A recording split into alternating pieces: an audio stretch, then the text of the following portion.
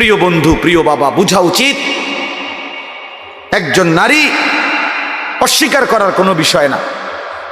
পুরুষ যেমন আল্লাহর সৃষ্টি, নারীও আল্লাহর সৃষ্টি। নারীর প্রতি পুরুষের আসক্তি, পুরুষের প্রতি নারীর আসক্তি, এই আসক্তি, এই বন্ধন, এই প্রেম, এই ভালোবাসা, এই আন্তরিকতা, এই মহব্বত, এই হৃদয়ের টান, এটা যদি না থাকতো তো মানব প্রজন্ম আজকের এই পর্যন্ত আসতো না। মানুষের এই ক্রমধারা কি এখান পর্যন্ত আসতো? এক স্বামী স্ত্রীর পবিত্র বন্ধন, একে অপরের প্রতি অকৃত্রিম ভালোবাসা, স্বামী স্ত্রীর একান্ত মিলন। তো এইটুকুর বরকতে মহান আল্লাহর ইচ্ছায় প্রজন্ম এভাবে আগাইছে। তাহলে এটা তো দূষণীয় না, হালাল যেটা সেটা তো দূষণীয় না। রাসূলুল্লাহ সাল্লাল্লাহু আলাইহি ওয়াসাল্লাম বলছেন, পবিত্র স্ত্রী তার মুখে যদি কেউ খাবারের লোকমা তুলে দেয়, হাত্তা লোকমাতা ফি ফি ইমরাআতিহি, নবীজি বলছেন কেউ যদি তার হালাল স্ত্রীর মুখে এক লোকমা খাবার, একটা রুটি, সামান্য একটু খাবারও তুলে দেয়, আল্লাহ রাসূল সাল্লাল্লাহু আলাইহি সাল্লাম বলছেন আল্লাহ তাআলা তাকে আল্লাহর রাস্তায় সাদাকা করার সওয়াব দান করেন। নবী সাল্লাল্লাহু আলাইহি সাল্লাম বলছেন ওয়াফি বুদআ আহাদিকুম সাদাকা, পবিত্র স্বামী স্ত্রী যদি মিলিত হয় তো আল্লাহ তাআলা সেখানেও সাদাকার সওয়াব দান করে। সাহাবী জিজ্ঞেস করছে, ইয়া রাসূলুল্লাহ, মনের চাহিদা পূরণ করলেও সওয়াব হয়? আল্লাহর নবী বললেন, সেটা যদি ভিন্ন অনুমতি নাই এমন নারীর সাথে যদি পূরণ করে সেখানে কি গুনাহ হয়? তিনি বললেন হ্যাঁ গুনাহ হয়। কয় তাহলে এখানেও নেকি হয়? সেখানে গুনাহ হইলে এখানে নেকি হয়। এজন্য বন্ধু, আল্লাহ তাআলা প্রত্যেক নিষিদ্ধ বিষয়ের বিপরীতে বৈধ হালাল পন্থা আল্লাহ রাখছেন।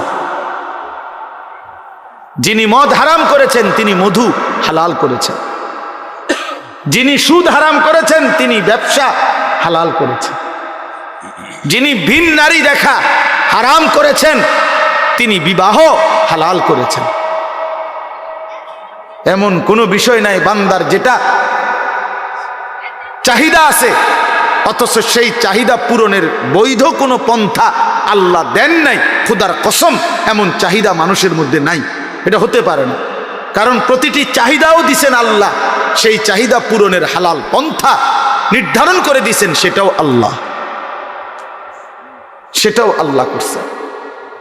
আজকে অনেক মা বোন হয়তো পর্দার আড়ালে আছেন, শুনতেছেন, আপনাদেরকেও বলি,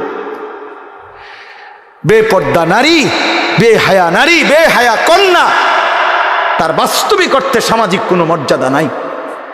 ইসলামের দৃষ্টিতে, মানবতার দৃষ্টিতে, ইনসাফের দৃষ্টিতে, বিবেকের দৃষ্টিতে তার কোনো সম্মান নাই, ইজ্জত নাই। বেপর্দা নারী তো শোপিস, উপভোগের পণ্য। বেপর্দা নারী তো প্রদর্শনের বস্তু, প্রদর্শনের বস্তু, যে নিজেকে প্রদর্শন করে বেড়ায়। আল্লাহ তাআলা আমাদেরকে মাফ করে দেন। আল্লাহ আমাদের মা বোন, আমাদের কন্যা, যে সমাজের নারী বেপর্দা হয়, বিশ্বাস করেন ওই সমাজের সবচেয়ে বড় বিপদ হলো হালাল এবং পবিত্র পন্থা, হালাল এবং পবিত্র বিবাহ এবং হালাল এবং পবিত্র মানব প্রজন্ম তছনছ হয়ে যায়। আজকের ইউরোপ এই ব্যাধিতে আক্রান্ত, যখন অবাধ যৌনাচার, নারী পুরুষের অবাধ সহজ করে দিছে, আজকে তাদের বৈধ সন্তানের চাইতে অবৈধ সন্তানের পরিমাণই বেশি, পরিমাণই বেশি। আল্লাহ আমাদের সমাজ, আমাদের বংশধর, আমাদের প্রজন্মকে জিনা, ব্যভিচার, বেহায়া, বেপরদিগি, বেশরম এই জিন্দিগি থেকে হেফাজত করেন। বলেন আমিন। চলেন আমি আমার কথাটা শেষ করে দেই। তো আল্লাহর নবী সাল্লাল্লাহু আলাইহি সাল্লামের স্ত্রী, ইনি সবচেয়ে বেশি সহযোগিতা করছেন নবীজিকে। 25 বছর বয়সে নবী সাল্লাল্লাহু আলাইহি সাল্লাম তাকে বিয়ে করছেন। আর নবীজির বয়স যখন 50, তখন খাদিজা রাদিয়াল্লাহু তাআলা আনহা ইন্তেকাল করছেন। তো এই 25টা বছর নবীর যৌবনের মূল সময়ে তিনিই ছিলেন নবীজির স্ত্রী। এবং 40 থেকে 50 নবুয়তের এই 10টা বছর পরম যত্নে আল্লাহ নবীকে আগলাইয়া রাখছেন আম্মাজান খাদিজা, নবীজির স্ত্রী। অনেক বেশি সহযোগিতা করছে, নিজের জান মাল, নিজের সবটুকু ভালোবাসা সহযোগিতা মক্কায় সবচেয়ে বেশি দিছেন এই স্ত্রী খাদিজা রাদিয়াল্লাহু তাআলা আনহা। এজন্য আল্লাহও তাকে সম্মান করছেন, কারণ এই গোটা কায়নাতের মধ্যে সর্বপ্রথম কালেমাওয়ালা এই স্ত্রী খাদিজা রাদিয়াল্লাহু তাআলা আনহা। নবীর হাতে প্রথম কালেমা গ্রহণ করছে, নবীজির দ্বীনের কাজে প্রথম সহযোগিতা করেছেন এই নারী খাদিজা রাদিয়াল্লাহু তাআলা আনহা। এজন্য নারী প্রথম কালেমা গ্রহণকারী, নারী প্রথম দ্বীনের কাজে সহযোগিতাকারী, প্রথম সহযোগিতাকারী। আল্লাহ তাআলা আমাদের নারীদেরকে এমন তৌফিক দান করেন। তো বললাম যে আমরা আল্লাহ নবী সাল্লাল্লাহু আলাইহি সাল্লাম এরপরে নবুয়তের 10ম বৎসরের পরে আল্লাহ নবী সাল্লাল্লাহু আলাইহি সাল্লামের উপরে জুলুম অত্যাচার তীব্র বেড়ে গেছে। নবীজি পার্শ্ববর্তী তায়েফ নগরীতে এরপরে গেছেন কালেমার দাওয়াত দিতে। 11 বৎসরের সময় সেখান থেকে একটা লোকও কালেমা গ্রহণ করে নাই। নবীজি ফিরে চলে আসছেন। তায়েফের কাফেররা পাথর মেরে অকাতরে আল্লাহ নবী সাল্লাল্লাহু আলাইহি সাল্লামকে বিতাড়িত করে দিছে। নবীজি রক্ত মাখা দেহ নিয়ে মক্কায় ফিরে আসছেন। এই সংক্ষেপ কথা হলো, নবীজি যখন তায়েফ থেকে ফিরে আসছে তখন মক্কাবাসী নবীজিকে খুব বেশি বিদ্রুপ করছে যে মুহাম্মদ, আজকে 11টি বছর তুমি আমাদের দ্বারাও নির্যাতিত, আমরাও তোমারে বিতাড়িত করলাম, আবার তুমি তায়েফ গেলা, তায়েফেও কেউ তোমার কালেমা গ্রহণ করলো না, বাচ্চারাও তোমারে শেষ পর্যন্ত পাথর মারলো। এখন তুমি যে বলতেছ তোমার আল্লাহ আছে, আল্লাহ তোমারে ভালোবাসে, আল্লাহ তাআলা তোমারে মহব্বত করে, তোমার ইজ্জত কই, সম্মান কই, কই তোমার আল্লাহ?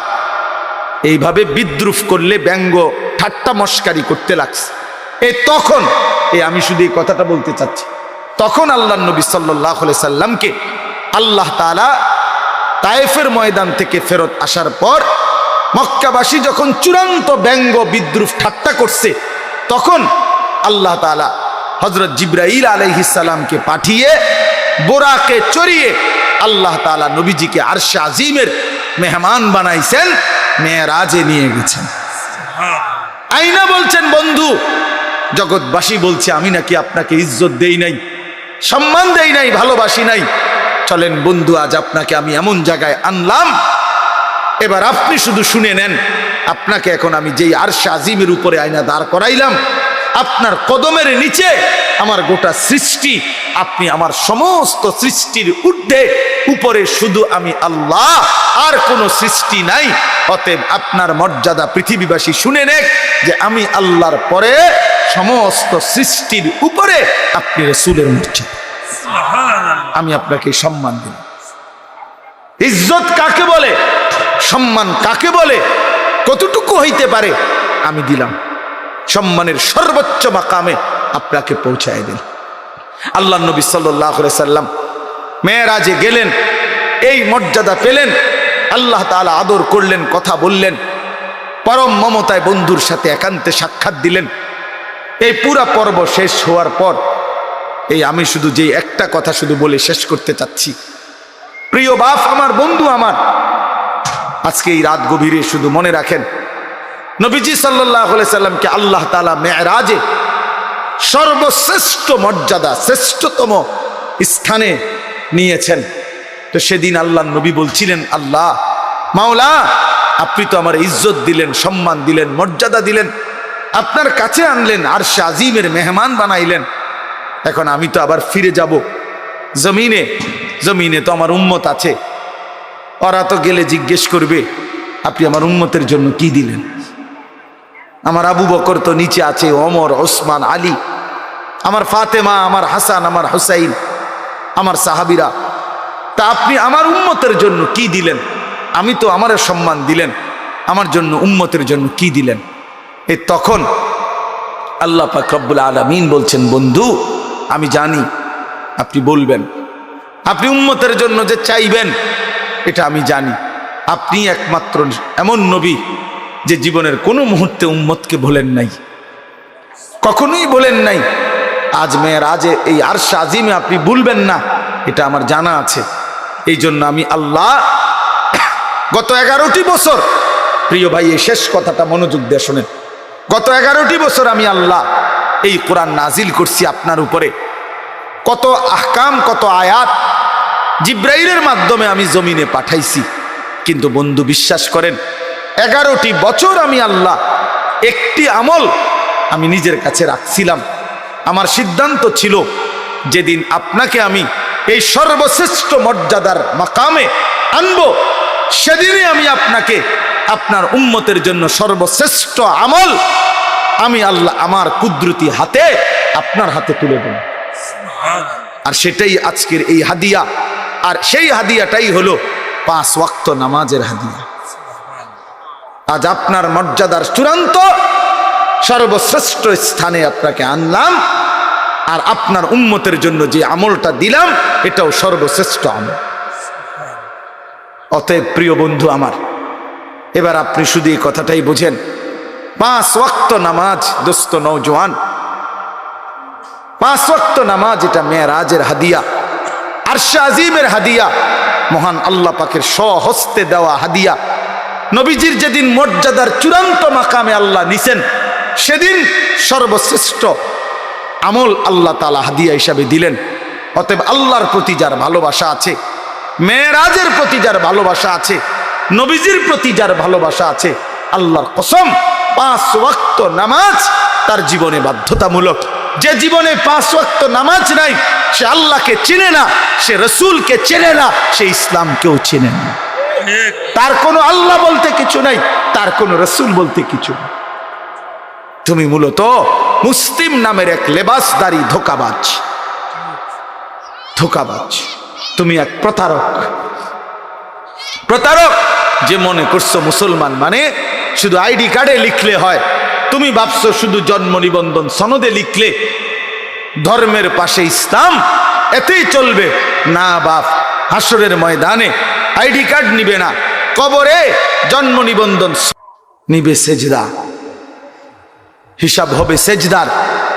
এজন্য আজকে এই রাতে আপনাদের কাছে আমার অনুরোধ, দয়া করে মেহেরবানি করে রাসূলুল্লাহ সাল্লাল্লাহু আলাইহি ওয়াসাল্লামের এই পবিত্র মেরাজ আল্লাহ তাআলা যেদিন তাকে সর্বোচ্চ সম্মান দিছেন, সেদিন আল্লাহ 5 ওয়াক্ত নামাজ নবীজির হাতে তুলে দিছেন। কেন আপনারা, আমরা প্রিয় ভাই আমার এই যে কয়জন বসছেন, ইনসাফের সাথে বলেন, 5 ওয়াক্ত নামাজ যাদের ছুটে যায়, কেন ছুটে গেল বাপ? আরে মনিবকে চেনে না, বানানেওয়ালা চেনে না, সৃষ্টিকর্তাকে যে চেনে না, যে তাকে আদর করে লালন পালন করে গোটা কায়নাত দিয়ে, ওই মালিককে যে চেনে না, আল্লাহর কসম তার চাইতে মূর্খ, নাদান, গণ্ড মূর্খ আর কেউ হইতে পারে না। সেজদা বিহীন যেই বেটা, তুমি বাকি যা পড়ছো বাকি সবগুলো পড়া ভুয়া, ভুয়া, ভুয়া বেটা, এগুলো ভুয়া বেটা, ভুয়া। বাকি এগুলো ছাড়াও বেটা দুনিয়া মিলে বেটা, দুনিয়ার সবগুলো পড়া, কিচ্ছু না পড়লেও মূর্খ, বকলম, নাম দস্তখত করতে জানে না, টিপসই দেয় এমন বেড়াও দুনিয়া বাদ খায়, ঘুম যায়, পেশাব পায়খানা করে, বিয়া করে, বাচ্চা কাচ্চা হয়, টাকা পয়সা হয়, কোটি কোটি টাকার মালিক হয়, ক্ষমতাও দেখায়, নেতাগিরিও দেখায়, মাতবরিও দেখায়। হ্যাঁ, কি শিখলা 12 বছর? এই বাবা সন্তানকে কি শিখাইলেন? 16 বছর সন্তানের পিছনে আপনি বললেন, পোলারে পড়ালেখা করাইয়া শিক্ষিত বানাইলেন, যে সন্তান সেজদা দেয় না, মালিককে চেনে না, আল্লাহর কসম তাকে শিক্ষিত বানান নাই, বরং উপার্জনকারী প্রাণী বানাইছেন। তাকে কামাই রোজগারের কোনো একটা সিস্টেম, কোনো একটা নিয়ম শিখাইছেন পয়সা রোজগার করার, কিন্তু ইনসান মানুষ হয় নাই। মানুষ বলে তাকে সেজদা করে। জি, আল্লাহ তাআলা মানুষকে বানাইছেন এই সেজদার জন্য। অতএব যার কপালে সেজদা নাই সে মানুষ নয়, বরং কোরআন তাকে বলছে আনআম, চতুষ্পদ জন্তু, জানোয়ার, জানোয়ার বলছে। অতএব চলেন হিসাব লাগান, আর নাই তো তর্ক করলে তর্ক করেন, আমি রাজি। আপনি প্রমাণ করে দেন, মালিককে যে চিনে না, সে মানুষ হয় কিভাবে? কোন যুক্তিতে? কোন যুক্তিতে বলে? পৃথিবী ভোগ করতে হলে তো শিক্ষা দীক্ষা ছাড়াই হয়। বোবা মানুষও তো পৃথিবী ভোগ করে। যে বোবা সেও তো ভাত খায়, ঘুম যায়। বোবাও তো পেশাব পায়খানা করে। বোবাও তো বিয়ে করে, বোবারও তো বাচ্চা হয়। অন্ধ মানুষও তো বিয়ে করে, অন্ধ মানুষও তো দুনিয়া ভোগ করে। বধির মানুষ যে কানে হনে না তো তো দুনিয়া ভোগ করে। প্যারালাইজড, পঙ্গু, অচল, প্রতিবন্ধী, পাগল, সেও তো খানা খায় বেটা, সেও তো দুনিয়া বাইচা রইছে। তো দুনিয়া ভোগ করা এটা আশ্চর্য কিছু মিয়া? দুনিয়া তো জন্তু জানোয়ার আমাদের চাইতে বেশি ভোগ করে। একটা হাতি 250 কেজি খাবার খায় একদিনে। একটা তিমি 200 জন মানুষের সমপরিমাণ খাবার এক বেলা খায়, একবার। একটি বাঘ, ভাল্লুক, সিংহ কোনো দিন খোদার 12 মাসে কোনো দিন ফাঙ্গাস তেলাপিয়া খায় না, প্রত্যেক বেলা গোশত খায়। কি মিথ্যা বললাম? তাহলে জন্তু জানোয়ার তো দুনিয়া আমাদের চাইতে বেশি ভোগ করে, আমাদের চাইতে বেশি ভোগ করে। বলেন, অতএব দয়া করে মনে রাখবেন এই শেষ কথা, 5 ওয়াক্ত নামাজ যে সন্তানকে শিখাইতে পারলেন না, আপনি সন্তানকে কিছুই শিখাইলেন না। আল্লাহর কোরআন যে সন্তানকে মুসলমানের ঘরে জন্ম নিয়ে বাবা মা মুসলমান হওয়ার পর, ছেলে মেয়ে মুসলমান হওয়ার পর, যেই বাপ মা তার সন্তানকে আল্লাহর কোরআন দেখে দেখেও শিখাইতে পারে নাই, পড়াইতে পারে নাই, পড়তে পারে না, ওই মা বাপ সন্তানকে উল্লেখযোগ্য কিছুই দিয়ে যাইতে পারে নাই। এই বাত্তরকারী বিল্ডিং এরই বাপ মূল্য করতে পারে। বহুত এতিম যে বাপ মরে গেছে জন্মের সময়, হেতে পরে 10 তলা বিল্ডিং করছে, এরকম বহুত। কথা কয় না? এমন নাই তো? তাইলে বাপ মূল্য ভাত খাওয়ান যায়, বাপ মূল্যও বিয়ে করন যায়। এটি কোনো আর চাই আমনে না, আমি আমার 3 ফুট বিয়ে করাইছি, আপনি মরে আছেন 3 ফুট সুন্দর মতে টাইম মতো বিয়ে করবো, আপনি কবরের বিয়ে খাই। আপনি শুধু শুধু হুদা কামে আমি বেউকুফে পাইছি আপনারে। আমি থাকতে যদি জিফুতরে গদ দুয়ার, আমি থাকতে যদি 3 তালাটার ছাড়টা দিয়ে যাইতে পারতাম, আমি থাকতে যদি 4 তালার কামটা ধরাই দিয়ে যাইতে পারতাম, ময়রাও শান্তি পাইতাম। হ্যাঁ অবশ্যই, যে 4 তালা কাম শেষ করে গেছে তার কবরে তো নিয়ামতে ভরে রাখছে একদম। ফেরেস্তা তো তার লাগে আপেল মালটা লইয়া বইয়া রয়েছে। আপনার চিন্তা কি? আর আপনি বিল্ডিং 4 তালা, ফেরেস্তা তো আপনার কবরে একার প্রথমেই তো আপেল মালটা দিব যে চাচা আপনি ধন্যবাদ, ভাগ্যবান, আপনি 4 তালা শেষ করে আইছেন। আপনার মতো কপাল কার কপালে মিলছে? ওটা বিল্ডিং এর হিসাব দেয়, ফুতের হিসাব দেয়, ভাত তরকারির হিসাব দেয়, খাট পালং আর সোফা ফার্নিচারের হিসাব দেয়।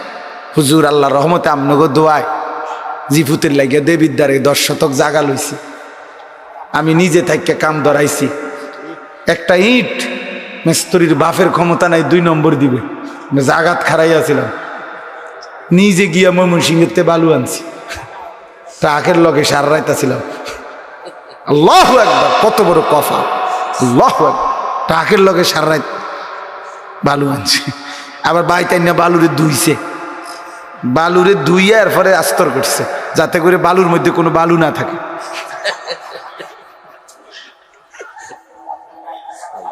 বালুর মধ্যে যাতে কি না থাকে, কোনো বালু যাতে না থাকে, এদের ধুইয়া লইছে। কি পরিমাণ যত্ন একটা বিল্ডিং এর মজবুতির জন্য, কি পরিমাণ যত্ন যে বালুটা পর্যন্ত ধুইছে। 4 ডালার দিন একজন লোক রাখছে, তোর দায়িত্ব হইল 4টা সুরকি, একটা সিমেন্ট, একটা কি সিমেন্ট, একটা বালু, একটা সিমেন্ট, এরকম এটা ঠিক গুন্না গুন্না রাখবি। 4টা সুরকি, একটা বালু, একটা সিমেন্ট, 4টা সুরকি। তাই এভাবে যদি একটা কম হইলে কিন্তু ঠাইট মারেলাম, বিল্ডিং দুর্বল হয়ে যাবে। বিল্ডিং এত মজবুত, সাজ এত মজবুত, নিজে থাইকা পানি দিছে 15 দিন 20 দিন, সাইডের ওয়ালগুলো গাঁথছে বেস্তেরি, নিজে থাইকা পানি দিচ্ছে। হায় রে মুসলমান, একটা বিল্ডিং এর জন্য এই পরিমাণ ঘাম জড়াইলেন, সেই বিল্ডিং এ যেই সন্তানটা ঘুমায় সে খোদার 365 দিনে কোনদিন মুসলমানের বাচ্চা 16 বছর বয়সে, কোনদিন 14 বছরের ছেলে মেয়েটা কোনো দিন 365 দিনে ফজরের নামাজ পড়ে না, এমন ঘরে ঘুমায়, সেই বাবা তুমিও ব্যর্থ, তোমার সন্তানও ব্যর্থ, মাও ব্যর্থ, জিও ব্যর্থ, দোনোটাই ফালতু, বাপও ফালতু, ফুতো ফালতু, বেটা ফালতু, দোনোটা বেটা। ছেড়ে দাও বেটা, একজনে ঘর ছেড়ে দাও, বেটা হয় তুমি ছেড়ে দাও, নাহলে ফুতরে বাইর করে দাও। যে বেটা তোর মতো নাফরমানের লগে ইমানদার থাকতে পারে না, ইমানদার থাকতে পারে না। কথা কাটসাট বুঝাপড়া কর বেটা, হয় তুই থাকবি নাহলে আমি থাকবো। বেটা বেনামাজি অসভ্য, তুই আমার কিসের সন্তান বলেন? কোরআন শরীফ দলিল দেখবেন, কোরআন শরীফ স্পষ্ট আছে। নূহ আলাইহিস সালাম তার ছেলে কেনান ওই যে পানিতে যখন ডুবে যায়, নূহ নবী আল্লাহর কাছে দোয়া করছিল, আল্লাহ ইন্না ইবনি মিন আহলি, আল্লাহ ওই যে ছেলেটা এটা আমার পরিবার। খোদার কসম কোরআনে আছে সূরা হুদের মধ্যে, ইয়া নূহ ইন্নাহু লাইসা মিন আহলিক, আল্লাহ বলছে হে নূহ সাবধান, এটা তোমার সন্তান নয়। বেঈমান ইমানদারের সন্তান হয় না। ইন্নাহু আমালুন গায়রু সালিহ, এটা বেআমল সন্তান, বেআমল সন্তান, বেআমল সন্তান মুমিনের ইমানদারের সন্তান হয় না। এজন্য ছেলেরা, 10 জন ছেলেও যদি হও, আরে বাবা তোমার একজন রে আমি বলি, আমি এক ফেরিওয়ালা যে দিবানিশি চিল্লাই, আমি বললাম বাবা যার কপালে সেজদা নাই, তোমরা যারা নামাজ পড়ো না ছেলেরা, তুমি মুসলমানের সন্তান না, তুমি ইমানদারের সন্তান না, তুমি লাওয়ারিস, তুমি বেওয়ারিস, তোমার কোনো, তুমি লাওয়ারিস সন্তান, তুমি বেওয়ারিস সন্তান, তোমার বাপ নাই, তোমার মা নাই। আল্লাহ বলছে ইন্নাহু লাইসা মিন আহলিক, নূহ সাবধান, বেঈমানের জন্য কিছু বলবা না। ফালা তাসআলনি, সরাসরি কোরআন আল্লাহ বলছে বেঈমান সন্তানের জন্য আমি আল্লাহর কাছে কিছু চাইও না, সাবধান। আজকে আমরা এটা বুঝি না মিয়া, আমরা বুঝছি কাল ভাতের থালা, ভাত তরকারি, খানা খাদ্য, আর দুনিয়া, আর দুনিয়ার চাকরি ব্যবসা, বিদেশ, টাকা, বিল্ডিং, দালান, খাট পালং, সোফা, ফার্নিচার। চোখের সামনে ছেলেটা নষ্ট হয়ে যাচ্ছে, বাবার চোখে কোনো পানি নাই, চোখের সামনে মেয়েটা 8-7 কাপড় পরে রাস্তায় রাস্তায় ঘোরে, মায়ের চোখে কোনো পেরেশানি নাই, লজ্জাও নাই। এই বেটিও নির্লজ্জ, বেটির জিও নির্লজ্জ, দলটা বেহায়া, দলটা বেহায়া। বেটা আমার মাও ইজ্জতওয়ালা, আমার কন্যাও ইজ্জতওয়ালা, আমার বিবিও ইজ্জতওয়ালা। আমার দাদিরে দেখছি কালো ঢিলে ঢালা বোরকা পরে, আমার মারেও দেখছি কালো ঢিলে ঢালা বোরকা পরে, আমার বিবিও কালো ঢিলে ঢালা বোরকা পরে, আমার কন্যাও কালো ঢিলে ঢালা বোরকা পরে। যে আখলাক আমার দাদির, সেই আখলাক আমার মার দেখছি, সেই আখলাক আমার বিবির, সেই আখলাক আমার কন্যা। আলহামদুলিল্লাহ। বলো মিয়া, ওই মা কিসের মা?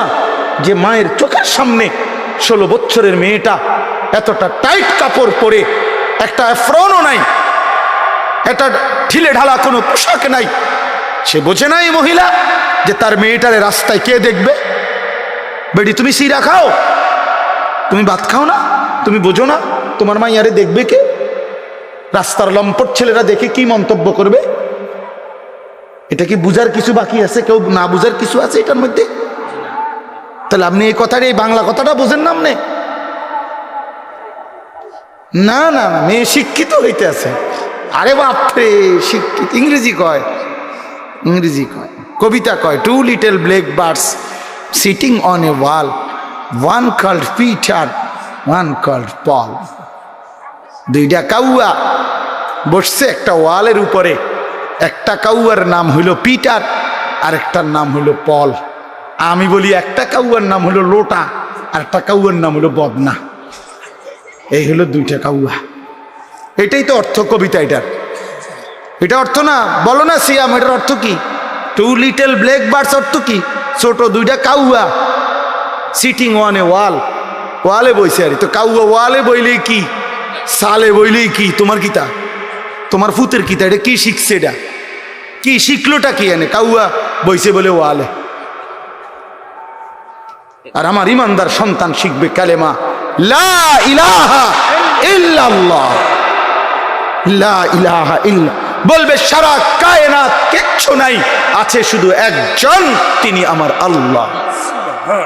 अगरचे बुत हैं जमात की आस्तीनों में, मुझे हैं हुक्म खुदा ला इलाहा इल्लल्लाह।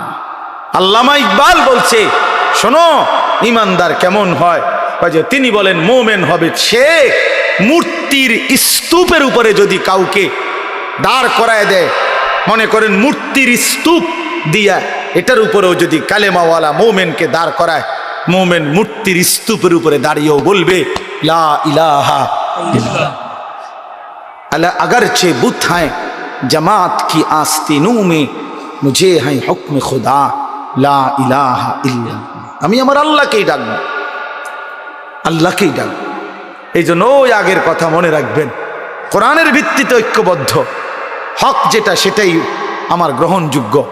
পৃথিবী যত আধুনিক হোক, আপনি আপনার স্ত্রীকে বেপর্দা বানাবেন না, আপনার মেয়েটাকে বেপর্দা দিয়েন না। বাপ, এই বাপ, স্ত্রী ছেলে মেয়ের বিষয়টা একটু স্পর্শকাতর। কেন? স্ত্রী ছেলে মেয়ের নাফরমানির কারণে বিশ্বাস করেন এখানে একটু ঝামেলা হলে এটাই যে স্ত্রী এবং ছেলে মেয়ে যদি নাফরমান হয়, এর কারণে ওরাও গুনাহগার হয়, অভিভাবকও গুনাহগার হয়। এই ঝামেলা হইলে এনে আজ যদি এমন হইতো, তাই বেটিরটা তাই, আমারটা আমি, শুধু বাত এক লগে, বুঝেন না? এটা হলে ঝামেলা ছিল না, মাইয়াটা মাইয়া, আমি বাপেরটা বাপ না, এখানেই ঝামেলাটা একটু বেঁচে। এখানে দায়িত্ব আল্লাহ নবী সাল্লাল্লাহু আলাইহি সাল্লাম বলছে, ফাররাজুলু রাইন আলা আহলি বাইতিহি, প্রত্যেক পুরুষ তার পরিবারের সদস্যদের ব্যাপারে জিম্মাদার, ওহুয়া মাসউলুন আনহুম, খোদার কসম এটা বুখারী মুসলিমের হাদিস। আল্লাহ নবী বলছেন পুরুষ তার এই স্ত্রী সন্তানের ব্যাপারে হাসরের ময়দানে জিজ্ঞাসিত হবে, কেন তাদের ঈমান গেল কোথায়, তাদের নামাজ গেল কোথায়, তাদের পর্দা গেল কোথায়, তাদের সেজদা গেল কোথায়, তাদের ইবাদত গেল কোথায়। এইটা যদি জিঙ্গাইতো না, যদি এমন হইতো বাবুরে জিটটা জি আমারটা আমি, ফুতেরটা ফুতে আমারটা আমি, তাহলে তে ঠ্যাঙ্গালগি দিয়ে আডুক আর ঠ্যাং নামাইয়া আডুক তারটা তে। কিন্তু এখানে তো ঝামেলা হইলো, আমারও তো জিগাইবে। কথা বুঝছেন কিনা বলে? আমার স্ত্রীর ব্যাপারে তো আমারও কি করবে, জিজ্ঞাসা করবে। আমার ছেলের ব্যাপারে তো আমারই জিজ্ঞাসা করবে, আমার মেয়ের ব্যাপারে তো আমারই জিজ্ঞাসা করবে। যদি এই মুআমালা না হতো তো ছেড়ে দিতাম, যা পিছে দিয়ে ফির, তোর কপালে তুই যা, আমার কপালে আমি। কিন্তু এখানে ঝামেলা হতো হলো তার নাফরমানির কারণে তো আমিও আটকে যাব। এই জন্য আমরা কোরআন সুন্নাহর ইলমের কথা বলি, এটাই শেষ কথা। কেন মাদ্রাসাগুলো চিৎকার করে?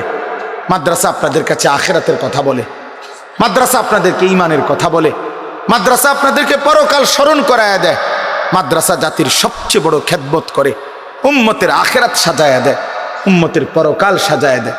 এই জন্য আজীবন সবার কাছে অনুরোধ, ছেলেরা বাবারা মাদ্রাসাকে ভালোবাসেন, মাদ্রাসাকে ভালোবাসেন, মাদ্রাসার পক্ষে থাকবেন, মাদ্রাসার পক্ষে থাকবেন, মাদ্রাসার জন্য দোয়া করবেন, মাদ্রাসার জন্য দান সদকা করবেন, মাদ্রাসায় নিজের সন্তানকে দিন শিখতে দিবেন। আল্লাহ তাআলা এই দেবিদ্যার দারুল উলুম মাদ্রাসা কবুল করে নেন। আমার প্রিয় শ্রদ্ধেয় হযরত মাওলানা আবু তাহের সাহেব দামাত বারাকাতুহুমুল আলিয়া, দেবিদ্দারের সমস্ত আলেমদের মধ্যে, মুরব্বীদের মধ্যে উনি একজন অন্যতম মুরব্বী আলেম। দেবিদ্দারের বিভিন্ন দ্বীনি সংগঠন, দ্বীনি কার্যক্রমের মধ্যে প্রথম সারিতে যাদের নাম, তিনি একজন। আলহামদুলিল্লাহ, সবসময় আমগরে মহব্বত করে, স্নেহ করে, যার কারণে ওনার ছেলে বশির, সে আমারে অনেক মহব্বত করে। এই সব মিলাই আমরা চেষ্টা করি প্রায় প্রতি বছরই, আজকে কয়েক বছর যাবৎ আপনাদের এই মাহফিলে আসতে, মূলত ভালোবাসা মহব্বতের টানেই আসা। আমি শক্ত বলে ফেলছি, আমার মাফ করে দিয়ে, কিন্তু বিবেক দিয়ে ভাইবেন। আপনার পরিবার হয়তো একদিন মনে পড়বে লোকটা বলছিল, বড় শক্ত করেই বলছিল, তাহলে এই জন্য কথা গুরুত্ব দিলে বরকত হবে। ছেলেরা নামাজ পড়ো বাপ, আখলাক ঠিক রাখো, আখলাক ঠিক রাখো। নারী, ছবি, অস্থিরতা, মোবাইলের এই উলঙ্গপনা, বেহায়াপনার মধ্যে এমন সুন্দর জীবন, এমন সুন্দর যৌবন। প্রিয় বন্ধু আমার, সাথী আমার, দোস্ত আমার নষ্ট করে দিও না, ভুল হবে তাইলে। আল্লাহ তাআলা প্রতিটা সন্তানকে দ্বীনের পথে থাকার চলার তৌফিক দান করেন, কবুল করেন, আজকের মাহফিলকে বরকতময় করেন। সুবহানাল্লাহি ওয়া বিহামদিহি, সুবহানাকাল্লাহুম্মা, আলহামদুলিল্লাহি রাব্বিল আলামিন। আল্লাহুম্মা আনতাস সালাম ওয়া মিনকাস সালাম, তাবারাকতা ইয়া দাল জালালি ওয়াল ইকরাম, ইয়া আরহামার রাহিমিন, ইয়া আরহামার রাহিমিন, ইয়া আরহামার রাহিমিন। রব্বানা যালামনা আনফুসানা ওয়া ইল্লাম তাগফির লানা ওয়া তারহামনা লানাকুনান্না মিনাল খাসিরিন। রব্বানা আতিনা ফিদ দুনিয়া হাসানা ওয়া ফিল আখিরাতি হাসানা ওয়া কিনা আযাবান নার। রব্বিরহামহুমা কামা রব্বায়ানি সগীরা। রব্বানা হাব লানা মিন আজওয়াজিনা ওয়া যুররিয়াতিনা কুররাতা আ'য়ুন ওয়াজআলনা লিল মুত্তাকিনা ইমামা। মাওলায়ে করিম আপনি মাফ করে দেন, রব্বে করিম আপনি মাফ করে দেন, পেছনের জিন্দিগির সমস্ত গুনাহ মাফ করে দেন, আগামী জিন্দিগি ঈমান আমল দ্বারা ভরপুর করে দেন, আগামী জীবনটা সুন্দর করার কাজে লাগাবার তৌফিক দান করেন।